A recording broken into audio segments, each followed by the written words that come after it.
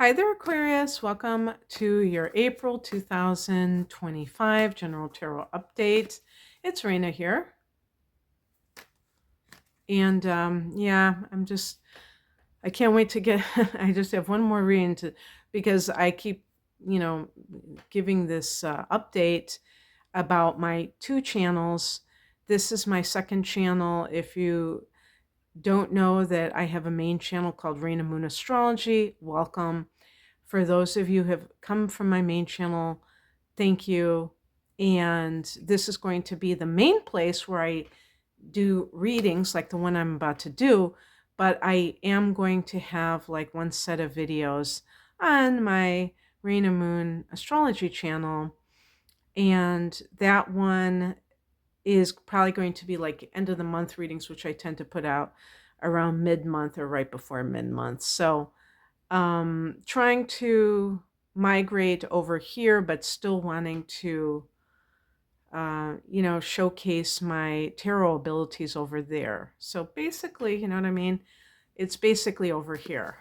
So if you like how I do these readings, please subscribe. And yeah, so let's look at the month. I already have some of the horoscopes for April.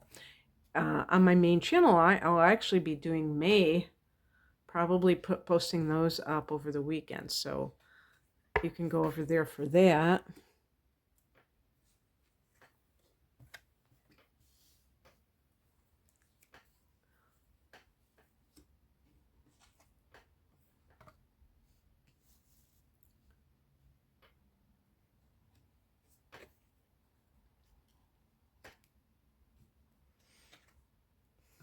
Okay.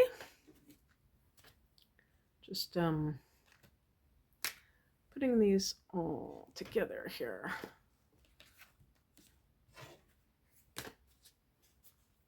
The heart of the matter is the Page of Swords. This is a card you can kind of see by the body language, like she's watching her back. This is the spy card. This is like sensing that something is up. It can be just like researching or studying and things like that. But a lot of times it can be that you sense that something is up and you're not quite sure what is going on.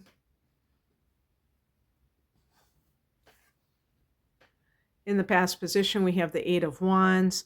So the first thing that came into my mind is love bombing.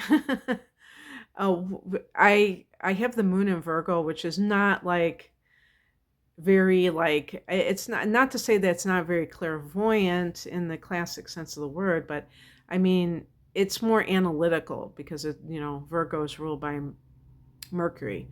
So I tend to kind of go, okay, well, what do you mean by that? Like inside my mind. And then I read somewhere, don't question it. So I just said what I said, and I kind of forgot what I said. Oh my gosh. Love bombing. And the reason I say this is because the Eight of Wands, Wands is fire energy. It's very passionate. And it's kind of like things kind of coming at you at once. And it could be like opportunities and things like that, or it could be back and forth between you and another person. But for some reason, and I think it's because of Page of Swords, it's like the suspicion has taken over because someone came on very strong, or should it be strongly? They came on strong. And now you're kind of in this position where you're like, whoa, now what was that all about? And just to let you know, love bombing is something that narcissists do when they're in that stage of courting someone, trying to suck somebody into their orbit. And they're doing it's like they're being their most charming self, and they're telling you everything you want to hear. But then something happens that kind of makes you very suspicious. And then you're left starting to really think about things and connecting the dots, putting things together. The higher message is the Four of Wands, which is a card of the happy home. It can be a card of marriage. It can be a card of a new home in some cases. So, talking about love bombing, the equivalent, if you're looking for property, would be, a salesperson, or maybe if it's like a private owner who is trying to sell their property, who's like really kind of coming at you. The Eight of Wands is just like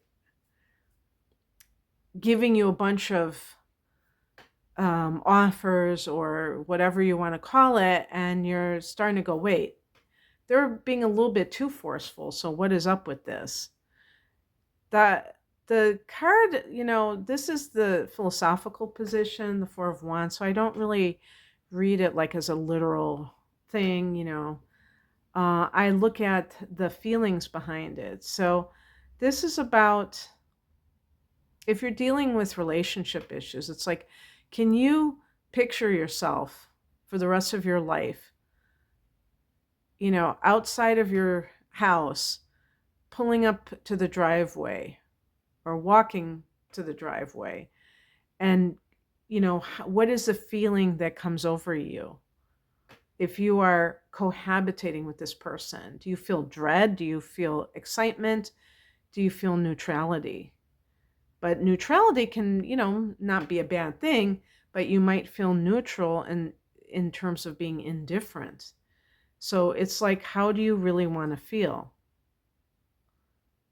And if you're dealing with somebody who's kind of like changed their tune, and now you're kind of like, what's really going on here? Or you have found pieces of information that contradict what that person says, well, then it makes sense that you would be on high alert. And I think that's kind of what the Page of Swords can be about.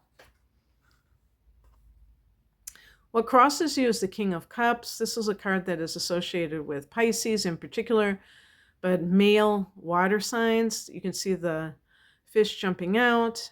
This could be a person. Maybe this is the person that you're dealing with.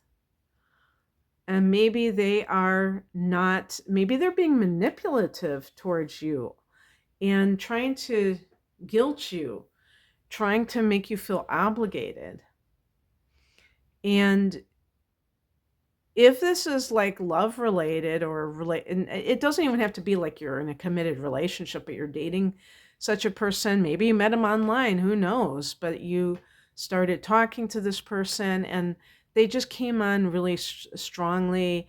And now it's like you feel like they're trying to suck you in, and they're using, and maybe you're starting to resist that, and now they're using these guilt tactics or something to try to pull at your heartstrings to get you to do what they want you to do.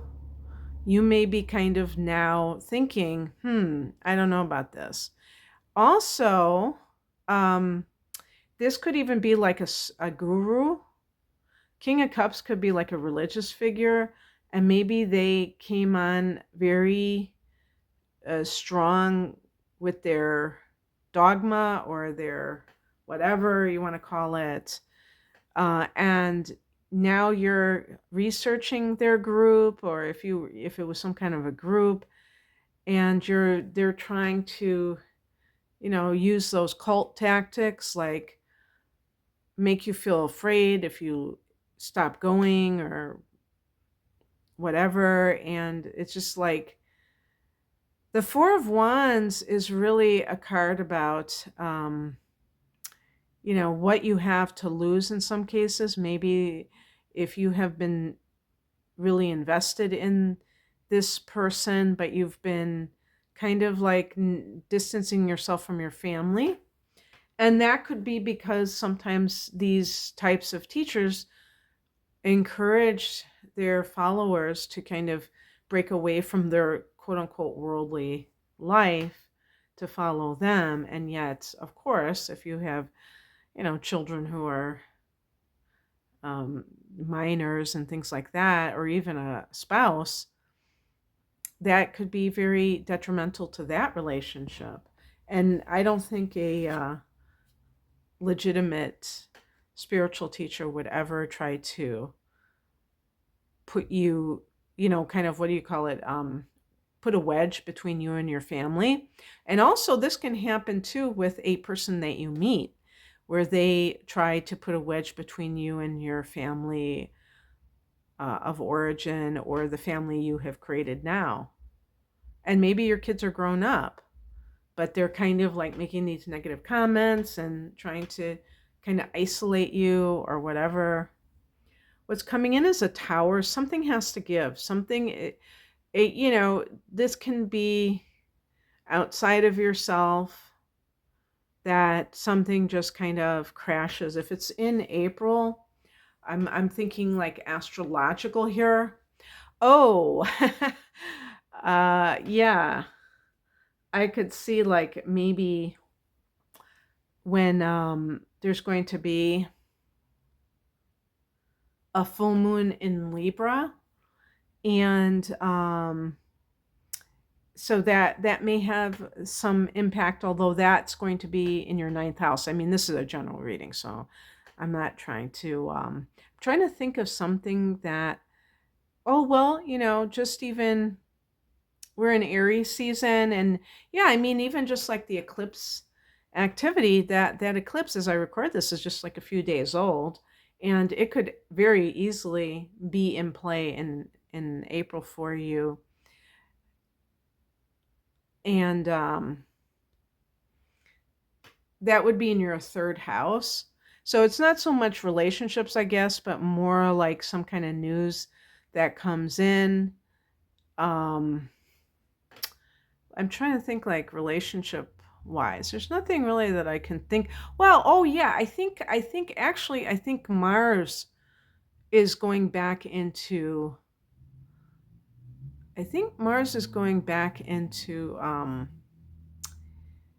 Leo, your opposite sign. I can't remember what date they said. So it's in the teens, sometime in the teens maybe. So that can be in the seventh house. It can be something that it's like it's on, you know what I mean? And maybe there's something that happened that made you realize that something has to give. Yeah, the full moon in Libra in your ninth house may be connected to like a spiritual download that is kind of like a psychic thing. I actually, yeah, because this is the outcome card, and this may even kind of be connected to that. The Queen of Cups, this is like, it's almost like an activation. This is a very psychic card. So something can come to you that gives you like information about your family, or this guy even, and then you realize that it really it really is all over with. It's like actually, Aquarius is a very psychic sign, but I think sometimes your intellectual side may take over, and then you're more in your head than your heart. And this is a double water card, so it's very in the heart space. And